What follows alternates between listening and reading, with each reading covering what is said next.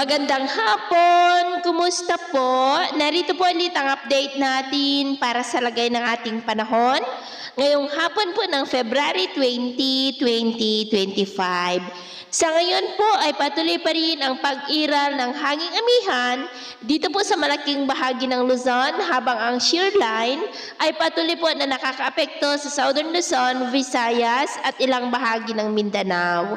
At sa atin pong long range forecast, consistent pa rin naman po na walang bagyo na namamataan na tatawid sa ating kalupaan hanggang sa matapos ang buwan na ito ay posibleng storm free po tayo. Pero may namamataan na isang sirkulasyon na maaaring mabuo sa silangan ng ating bansa sa unang mga araw ng susunod na buwan at ang development po niya na ating babantayan. At sa lagay ng ating panahon, ngayong hapon po ay nakakaranas pa rin ng cloudy skies with isolated light to heavy rain sa malaking bahagi ng Bicol Region, Calabarzon, Mimaropa, Metro Manila, ilang bahagi ng Bataan, Bulacan, Zambales, La Union, Ilocos Sur, Cordillera, ilang bahagi ng Cagayan Valley, Eastern Visayas, Central Visayas, Western Visayas, Caraga, Davao Region, Northern Mindanao, Sorsogon, Zamboanga Peninsula at Basilan.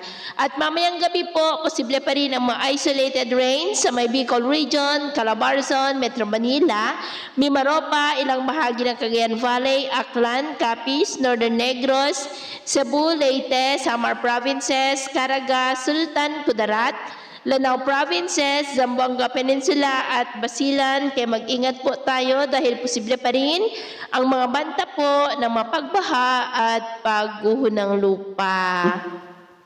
At sa atin naman pong mga baybayin, maalon po ngayon sa mga baybayin ng Ilocos Norte, Batanes, Babuyan Islands, Northern Seaboard ng Cagayan, at silangang baybayin ng Luzon, maging po sa Northern Seaboard ng Northern Samar, Seaboard ng Eastern Samar, at Dinagat Island Seaboard. Ng mga alon dyan ay posible po na aabot hanggang sa 2.3 to 3.8 meters height. Kaya hanggat maaari po, iwasan na muna natin ang papalaot dyan sa mga may kulay pula para mas makaiwas sa mga sakunang pangkaragatan.